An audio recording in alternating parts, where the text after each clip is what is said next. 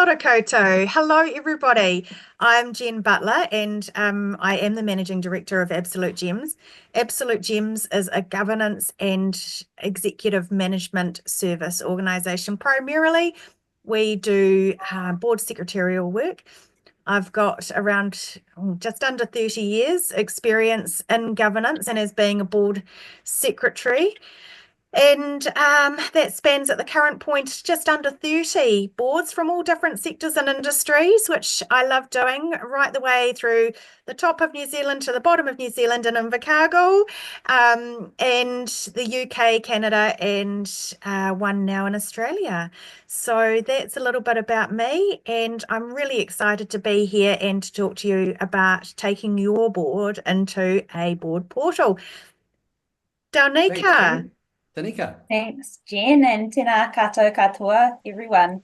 My name is Danica McLean, and for the last 7 years, I've run board administration services, which a lot like Jen provides bespoke governance support for boards, trusts, and committees across all industries.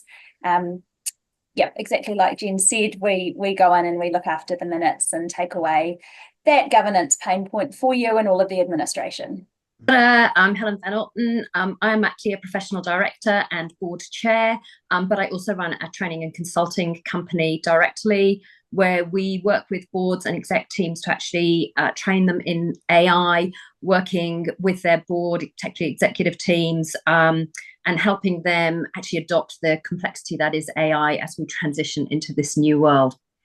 Super excited for today. Great, let's kick into it. Over to you, Jen.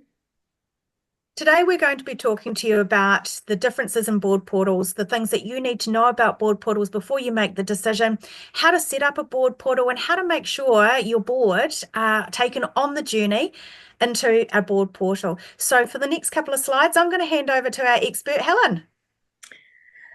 Thanks so much, Jen. I just thought it'd be really helpful context before we kick off into the what and how of a board portal to actually just elevate the conversation and talk about the why. So I'm very much talking from the board's perspective. And if you are a company secretary, these are the arguments you need to be talking to your board about why you should be moving. And for me, the most important one is actually about security risk. So I don't know how many boards I've sat on, particularly when I was working in the not-for-profit space and on smaller boards, where people are emailing documents around to each other, which can so easily be corrupted, or if you've got any sort of cyber attack on you as an individual board director, you are so much risk with email, and also no security around there. So your board is actually communicating really your board papers, your information, detailed conversations, all via Gmail or Yahoo or whatever you've got. Really not a safe way to be having those conversations. And so from a board pool's perspective, you're actually getting that end-to-end encryption. So it is certainly with BoardPro, all the boards that I'm on that use it, we've got multi-factor authentication, which aligns with the organization's MFA policy. All our documents we know are securely encrypted. And we've also got that audit trail in place so we can see what's happening and who's getting access to it. So just from a security perspective, and particularly in a world where cyber is still in the sort of the top 5 or 6 issues that boards are concerned about, making sure that you're just eliminating that security risk is so critically important. Just moving on to the next one. I don't know again about you guys, but if you are on boards, board members travel all the time.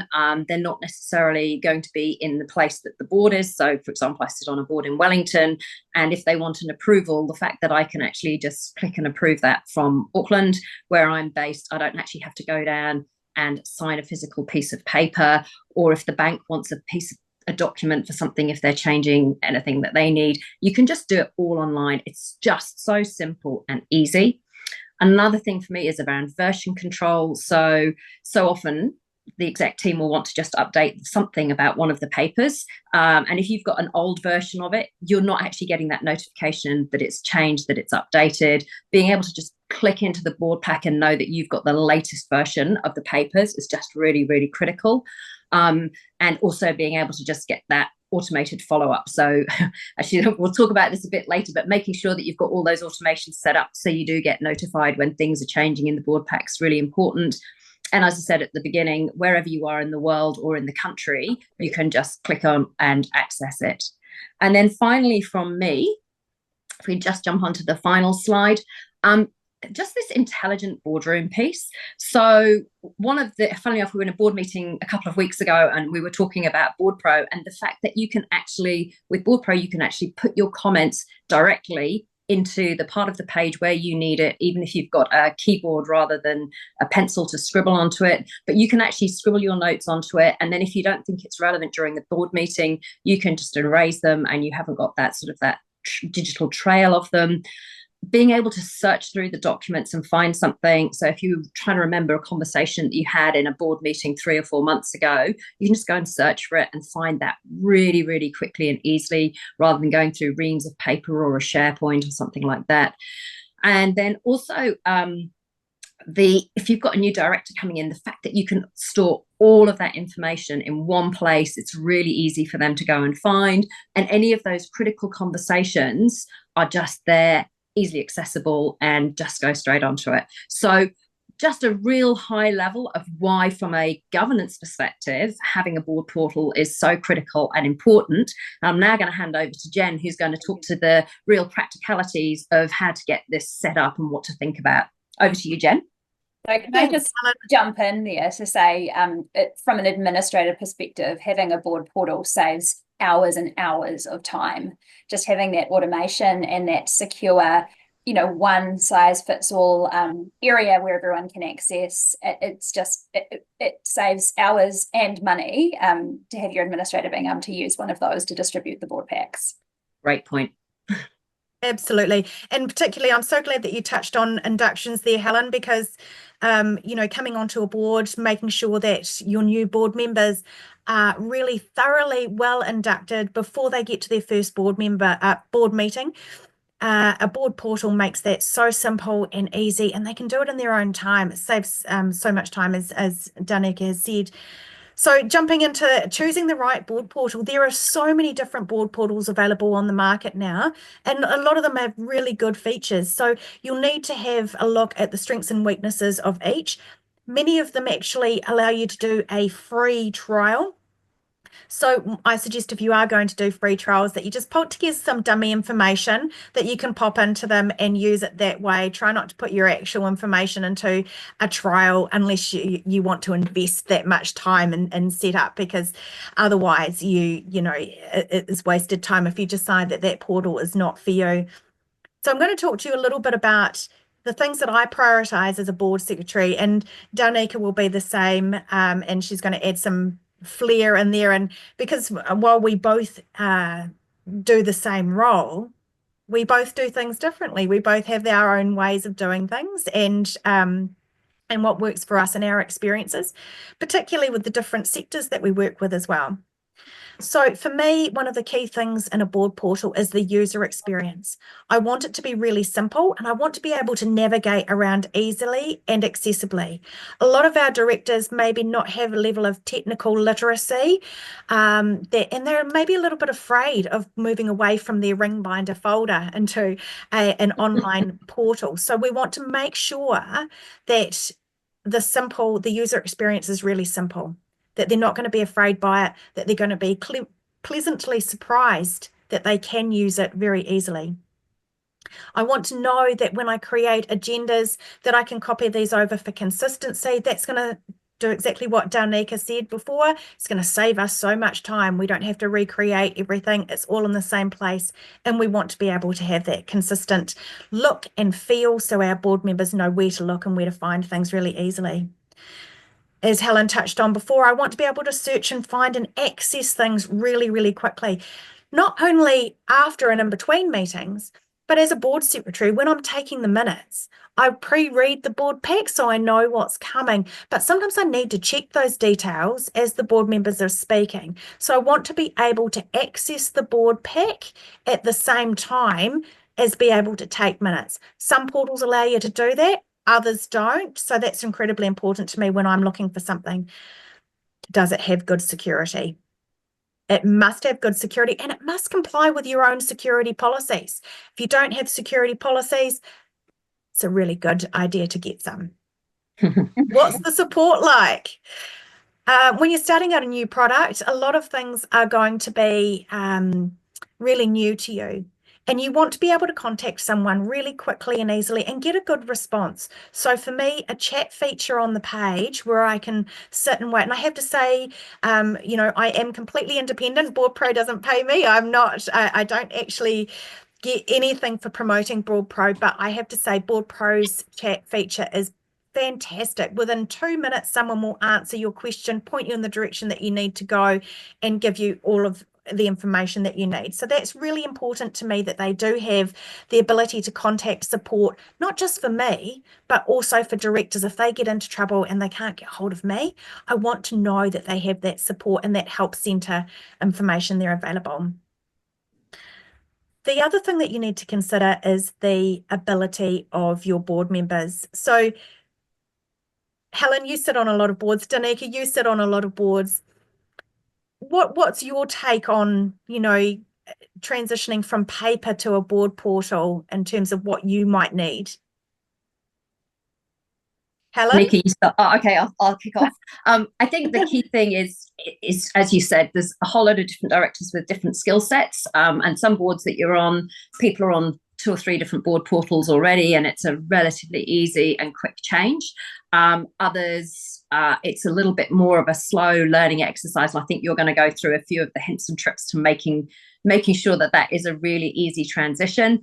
But I think, tailoring it to the experience of the individual board member, so you're not overwhelming someone who knows exactly what they're doing and maybe even using the same board portal with another board. But equally, if there's someone who isn't quite as confident, you do a bit more of that step by step, taking them through the process.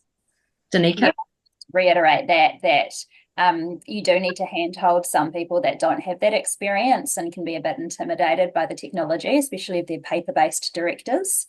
And it can be really helpful to have a champion around the board table. Sometimes an independent director who's used board software on another board that sit on can lead the charge and kind of destigmatize the product and show that it's actually quite user-friendly and not a scary thing. And then just having someone like an administrator to be there to kind of go, have you got everything you need? Do you want some help going through the new pack? Being able to get on a call with them and kind of actually walk them through the new process.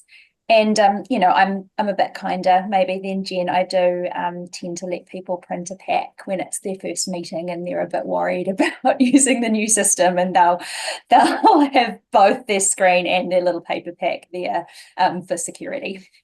Yeah, I do think it's really helpful, though, if you do stress, again, from a governance perspective, if you are stressing that governance lens. So this is actually about security, regulatory compliance, governance best practice. Then the board members are more likely to respond to that. Then this is really efficient for the company secretary, because depending on that individual, they'll go, oh, that's fantastic news, or I don't really care about the company secretary. This is about me. So if you can position it with a lens that they're going to respond to, so security and regulatory compliance, you're much more likely to get them going on the journey. Yeah, and some older directors may have no clue. Sorry, I'm completely stereotyping here around, you know, security, cybersecurity, and the risks. So, you know, being able to explain that to them if they've been doing something the same way for 50 years, it you know, needs to start with a conversation around the why. Product, you've tried a few, you've found which one you want to do, you sign up, and then what?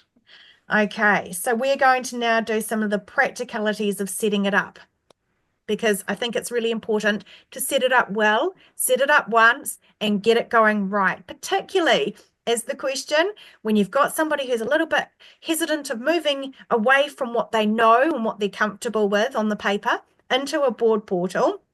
You want to make that transition as seamless and as easy, and you want to make them feel that they've accomplished something. You want to make them feel like they know what they're doing.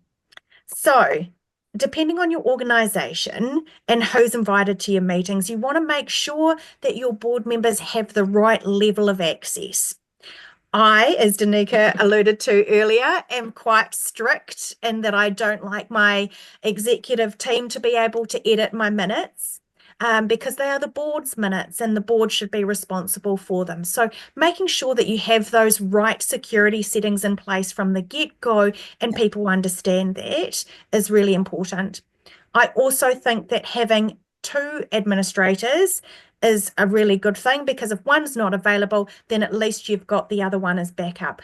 Although with BoardPro, it's really simple. A simple chat and the team will help you. Diligent, not quite as easy, because they've got an administration style team, which you have to contact through email. They do have an online support. You can ring them up, but it does take a little bit longer, just in the way that they bill. So it's a little bit difficult. Stellar Library, similar sort of thing, and a few other portals that I work with. But I definitely recommend having at least 2 administrators. Now, Danica alluded to this as well. I like to start as I mean to go on, and I turn off printing of the board pack and forwarding and sharing. This is, again, it's a security reason, and it's why have a dog and bark too? You've gone to an electronic portal. Now's a fantastic time to move that mindset forward, move it into a digital electronic era, get them to do it the way that they are going to do it going forward. They'll soon get used to it. They won't like it, but they will get used to it. Now, I have to confess a little secret here, Danica. I am a little bit soft on my chairs. And I will print an agenda for them to have next to them at times, but I don't allow them to print the entire board pack. And if they ask me that question, can I print the board pack? I will say, give me 15 minutes of your time and I'll show you a way better way to do it. And I'll walk them through the annotations and show them how to use their board pack online. Most of the time. Oh, sorry, Jen. Go ahead. As a director, what's your experience with moving fellow directors from a paper-based medium to a board portal? To be fair, every time I've done it, and we've done it with 2 boards moving on to BoardPro just in the last 6 months, it's very much been a board decision. So it's not been the company secretary or the CEO or somebody trying to drag us along. We've had the conversation, we've talked about why we need to do it, and therefore everyone's been on board. I have to say, I've never been on a board where people can't navigate IT relatively easily and quickly. So I was slightly bemused by that comment earlier. But the one point I would actually make, building on what you just said, Jen, as a board chair and as a committee chair, I always want the agenda printed. For me, being able to have that at the side and time keep to that to make sure the conversations are staying on track and I'm keeping the meeting to time is actually really important for me. So I'm glad that you're kind with your chairs and you let them actually print the agenda. It's the only bit I ever print, but I always print it. Yes, it is. It's really important. We have a question that's come in from David. There's a tendency for directors to want to use the same board portal across all of their boards, which makes total sense when you think about it. Yes. How do you convince directors to accept the use of a board portal such as BoardPro over something they already use? Yeah, I've come across this quite a lot, particularly when BoardPro wasn't available. And Diligent had a market share, particularly in the government sector. And so, I did have a lot of interest in that. But as soon as I put the pros and cons to the board, not just that one director or the chair, to the board and say, look at the difference in cost, look at the difference in usability and user experience, look at what bang for buck, look at what we get for what we pay for, it becomes a really easy decision. Okay, so we're going back to setting up your board portal. One of the things that your board portal will have, regardless of which portal you choose, is it will have a whole lot of default settings that are already set in place with some dummy information. Please make sure you take that out, because it can be incredibly confusing for board members when they see this information and they don't understand what it means.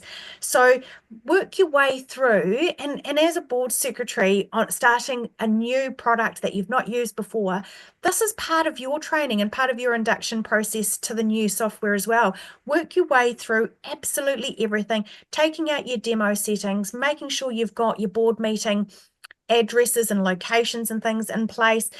The quorum for making decisions, refer back to your shareholders agreement or your trust deed or your incorporation rules on what those decisions need to be. Make sure that they are correct.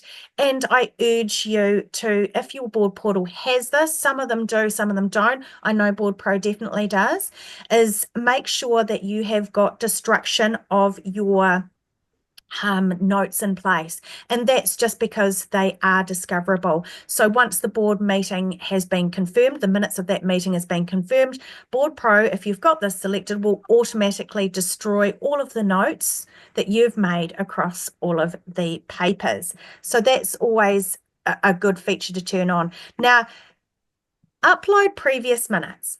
And the reason I say this, I know it's a little bit extra work, but as a board secretary, it will serve you so well, because what it will do is it will give you good experience in using the product, and it will also give members the ability to try out the search functions to gain familiarity. And it also helps for things like setting up your actions before your first meeting, setting up your interests register and things like that. So I like to put in the last 3 board meetings, and if you press for time, just put in the previous board meeting so that you get used to the product, you know how it works.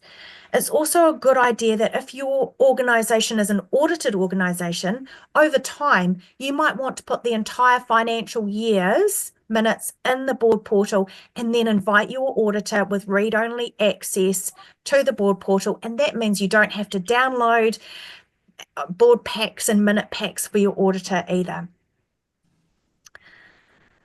Okay, automations. Danica, you are the queen of AI and automation, so I'm going to hand this one over to you. To be fair, I think we've got the queen of AI on the call with Helen. But I'm certainly an enthusiast. So from an administrator perspective, I think it's very important to speak to your chair or committee chairs and let them know that minutes, actions, board packs are going to be coming from within the board portal now, and how that's going to look when they receive the notifications, that it's not necessarily going to be an email from their administrator, which they may be used to. Same with the actions, just letting people know, anyone that's going to be assigned actions, that if they're using something like BoardPro, they can go into the portal themselves and update those actions, and it captures the date of the update and actually adds them to the actions lists that other directors can see where that's at. Likewise, the interests register, that self-populates itself into the board pack. So any updates that are made automatically flow through to the next board pack. And again, directors can go in and they can self-update their interests, and it keeps a record of previous interests, the date that they were ended, as well as the new ones that are going in there. So it's completely auditable. And annual work plan, Jen, I'm not sure how you approach that. I generally have a document that's the annual work plan, but you can generally create a work plan from scratch by going back through the previous year's papers, because they're all there at a glance. So you can go in and you can see what was discussed throughout the previous year at what times, and use that as a draft for your work plan going forward. Jen, David has a question here that's just come in about annotations. He's asked, how can you retain your annotations if legal proceedings are on foot and documents and notes must be retained? How does that work? You slide the button to retain, and you remind the board that every annotation that they make is discoverable. Okay, and that's the key thing there, is that it is important that the board understand about discoverability and how they will be on the hook if there is anything in their notes that could jeopardize the due diligence or jeopardize the understanding of the board of the exact position that the board is in. So there is a setting that you can set to automatically delete notes after a meeting. Yes, there is. And this is what David's saying, is if you are required, because you're going through a judicial process, to not destroy your notes, because you are required to, because that could be construed as document shredding, as deleting evidence. So if you are going through, if you're already involved in or are about to be involved in a judicial process, then you must keep all of your notes and not destroy them. So yeah, you would just turn that feature off and all the notes would be kept. Very good. And in terms of, I have to say, I was a tiny bit nefarious with putting in this annual work plan automation, Daunika, and sorry to throw another bus at you, Sean, but I think it would be really fantastic when board portals are able to incorporate automations of the annual work plan. So when you're actually pulling together your agenda, it will look at your annual work plan and say, in April, these are the things that the board is going to do from a compliance basis, or these are the things that are scheduled on the annual work plan, and then automatically add them to your agenda. How good would that be? That would be awesome. I see we moved pretty quickly off that slide, Sean. Yeah, thanks, Jen. I avoided that bus. Okay, so actually, yeah, so Daunika, if you explain to the webinar what the governance folder is. Yeah, the governance folder, or what's sometimes known as a resource center, is a space that's accessible by all users of BoardPro. You can set the security settings to see who can access them. You can actually have director-only folders within those governance folders, and you can go in there and set it up with documents that everyone would like to have access to on the board, but you don't want to clog up the board packs with. So that's where you would have key governance documents like your constitution and your board charter, your committee terms of references. You can have a policies folder in there with all of the up-to-date policies loaded. And then when you put new revised approved policies in there, it'll actually replace them. It'll have that audit trail again that those have been in there and they've been revised. It's a great place to store, if you're converting to a board portal, store previous board minutes and board papers going back, a year or two, if you want directors to have access to those. And any kind of relevant reading materials that you want to point them to for certain meetings, you can put in there so that, again, the board pack's not hundreds and hundreds of pages long. Thanks, Daunika. Really good summary of using a digital governance folder. I like to treat this like just the same way that you would treat a folder in your SharePoint. Make sure that they're really tidy, really looked after, and that they do actually have clear titles of what they look like going forward. And again, as Daunika said, stick your hand up if you enjoy reading, 200-page board packs, because my hands are firmly on my lap. And yeah, you're shaking your head too, Helen. No. And so it's a really useful, what I love about Diligent and BoardPro particularly, is that you can actually put those for information that is really useful and good information for the board to know and understand, particularly in real time.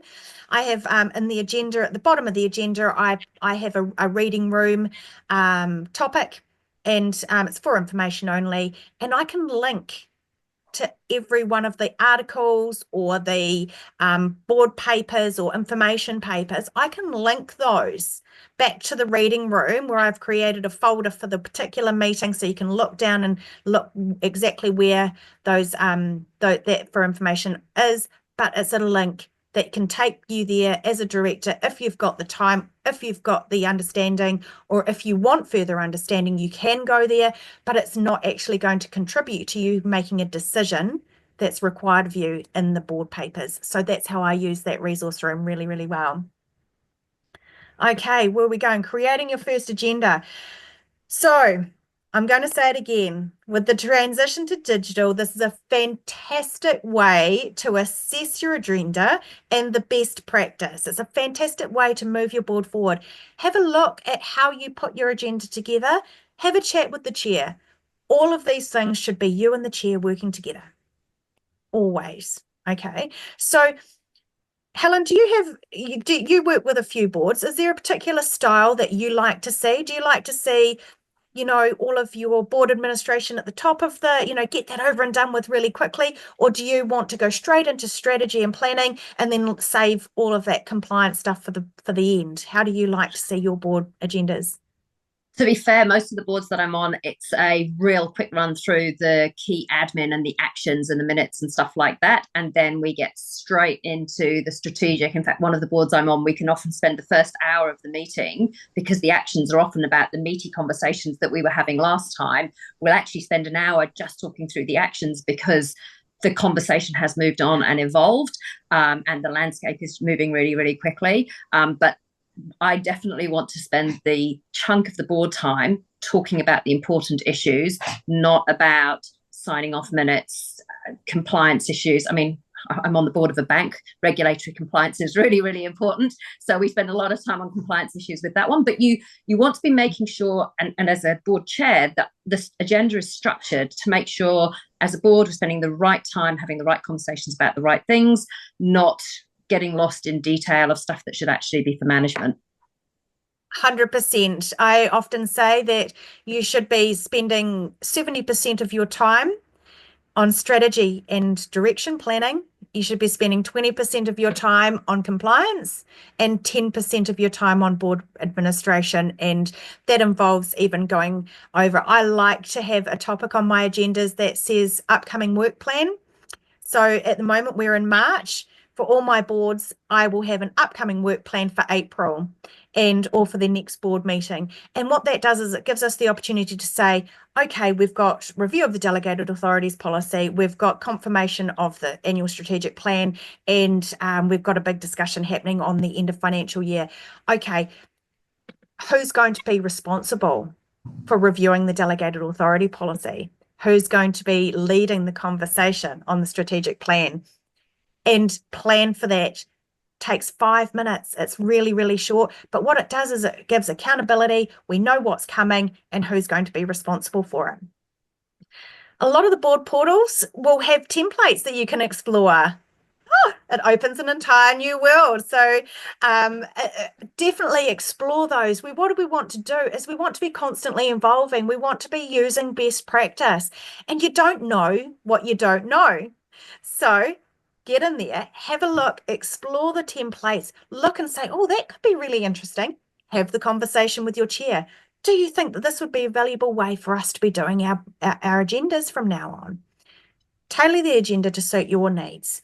As Helen said, in a high regulatory environment like banking or insurance, or for example, one of my forestry boards, we spend the majority of our time talking about health and safety. So really, really important to tailor the agenda to your board's needs. Okay. Sean, have you got a few minutes? Did you want to show how you create an agenda with BoardPro, or are we going to move straight through? Yeah, I think we could spare a couple of minutes just really quickly. So let me just share stop sharing and I'll reshare. Okay, can you see that? Mm-hmm. Fantastic. Right, everybody. So this is a BoardPro dashboard. Really quickly, you can see the last meeting that you've had in your schedule and the next meeting in the calendar. Any pending documents that require a digital signature, any circular resolutions, and any outstanding actions from your directors. To add a meeting, you simply click on the big green button, and I'm going to call this one our May board meeting. Excuse my typing. It's always the way when someone's watching, Sean. I know. Add a meeting. And then we can build the agenda from here. So as Jen was saying, there are a couple of ways to do this. You can select our best practice template, which is a really good place to start if you're brand new to BoardPro, or you can use our really grunty strategic agenda template. The third option is to clone, which is probably the most common one, Jen, would you think, to clone Absolutely. an existing meeting. So for the purpose of this one, I'm going to select the strategic agenda and I'm going to select build. So on the left-hand side are all the agenda items. Any of these things can be moved around according to the particular structure of your agenda. So for example, we have our welcome present apologies, our interest register, confirmation of the agenda, and so on and so forth. So let's now go to this particular one here, the board briefing paper, and I'm going to attach some documents here. I'm going to select 5 documents.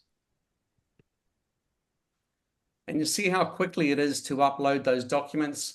We'll take PDFs, Word documents, Excel spreadsheets. Any of these documents in the structure can be reordered depending on how important that is in the particular priority of things.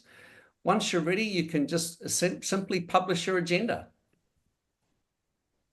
And there's two options here. You can email the board pack once it's ready to go and you're confident that the pack's ready, or you can review the board pack, which is the most common way to do things. So just click on review. And we have our really nicely structured front cover with all the correct details. We have our index page with the documents that we uploaded, which are all hyperlinked. So all paginated in the right structure. We have the agenda and so on and so forth. So that's how you build an agenda with BoardPro. Really simple and straightforward. The document library that Helen and Danica was talking about is right here under documents. So you can view every single board agenda, board pack and minute document that you've ever had in the organization. And it's searchable. So you can That's actually enough for me. search Hang on, I'm just going to stop sharing. finance report, for example, and it'll bring up all of the finance reports from that period. Oh, using the search function? Yeah. Oh, Yeah. yeah. Absolutely. I won't go into that. Search function. All the time, because sometimes I'll know what the paper I'm looking for, but I can't remember which month it was actually presented in. So just a few words that are included in the title or even included in the paper, and BoardPro search function will bring it up. So easy. Right, So let's jump on to training, shall we? Yeah, fantastic. So I think that, it's really clear that once you've got your board portal set up, it's working really, really well. The first thing that you should do is have a conversation with your chair. Invite them into there, share your screen with them in a Zoom meeting, or even invite them into your office if they're close to you. But much easier, show them a screen, walk them through. What you really want to make sure is that your chair is knowledgeable about the product as you are, so they feel comfortable, they'll feel confident using the product and its capabilities as well before you get to your first board meeting. Helen and I, do things differently. Danica and I do things differently. I've got a 2-pager. It's a 2-pager. It talks about BoardPro, why we've gone to BoardPro, the security levels, how to set a password or a passphrase, or how to use make sure that your password's incredibly different and secure before you set up your BoardPro login. And I like to send this 2-pager out to all of the board members so that everybody's on the same page. And as Helen rightly said, some of these board members will just not even bother reading it because they've been using board portals or have used BoardPro before and they know exactly what they're doing. But I like to know that I have made my expectations as the administrator and board secretary really clear, and I've actually provided that information to them. So if they come back to me and they say, well, we didn't even know you could do that. And I say, well, did you read it in the information that I sent to you? Which the clear answer is no, but at least I've done my job. I have a question. Yes. For Helen. Helen, as a director yourself, yeah, what is the easiest way you have experienced to take your fellow directors on that journey, that training journey? To be fair, we haven't had much training. Like when I first went into governance, the first board that I joined had a board portal. So everyone else was already using it. So I just had to learn and keep up. As you know, I'm very technical and AI geek. So for me, it was pretty easy and straightforward. I think with the boards that we're just transitioning, we have definitely got a mix of skills in the boards. And it's making sure that you're having that regular communication. I have to admit, if you sent me a 2-pager, I wouldn't be the person who read it. I'd rather figure it out myself. But if you literally sent me something like, these are 4 or 5 things you really need to know before getting started, that's the critical thing. And the other thing for me as a director is the notifications from BoardPro to say, hey, there's new minutes been uploaded, or there's a paper that you need to sign. Making sure those notifications are enabled, really important, because otherwise, as the company secretary, you think it's all happening and your board is all over it. And actually, we might not be, because we're not automatically getting those emails. So that's just that little tip for people new onto the portal. Thanks. So I know that we're going to run out of time shortly. I know we're going to run out of time shortly, Sean, but I think it's really important that once you've sent that information out to the board about the welcome email, again, including those really important things within the email, and maybe your introductory 2-pager, which I do, is offer them a group training session, schedule them so they can come in and learn with everybody. And if you find that somebody is having a little bit of trouble, offer them one-to-one sessions. And the question that we got asked earlier, what do you do with people that are IT unsavvy? Well, you make sure that they are comfortable with the product, show them how easy it is, show them how simple they can use it. Write them really simple notes that they can refer to. If they only have meetings once a month and they use the product once a month, chances are they're going to need refreshing. So give them a call a day or two before the meeting. Make sure that they are actually on board and understand how to use it. Refresh them as you need to. Publish your first agenda, but please send out an email as well to say, hey, I've published it. You should have received a notification from your board portal. If you haven't, please let me know, just in case it goes into spam or junk, or they haven't seen it, they're not looking out for it. So we need to make sure we take them on that journey, make sure it's easy, make sure it's accessible. And then over the next few weeks, talk to them about short emails on how to do basic things. Ask them, are they using the annotation and notes? Do they need a refresher? Make sure that they've got clickable links in those emails so that they're learning, they have the opportunity to learn. Sign yourself up for newsletters. Every board portal will have a newsletter or somewhere where they're actually sending forth all of the new things that are happening. You as the board secretary want to be on top of that. You want to be the font of all knowledge, because your board's first point of call will be to you. And if you're not sure, then you can go to the chat feature or email or find out, or their help portal and find out. But your board members are more likely to come to you and say, I don't know how that works. Can you show me? I'm having trouble with. And so you want to be really across the whole lot so that you can say, oh, I know that this is what you need to do. I'm going to jump in here, Jen, because we are out of time. We are. So thank you, team. Really appreciate it. Please feel free to connect with our presenters, everybody, on LinkedIn if you'd like. I'm sure the team will look forward to your connection. If you'd like to make contact with Helen, Danica, Jen at a business level, then please indicate your interest on the survey at the end of the webinar as you exit. So you'll receive an email from me. It'll be Monday now because it's Friday here.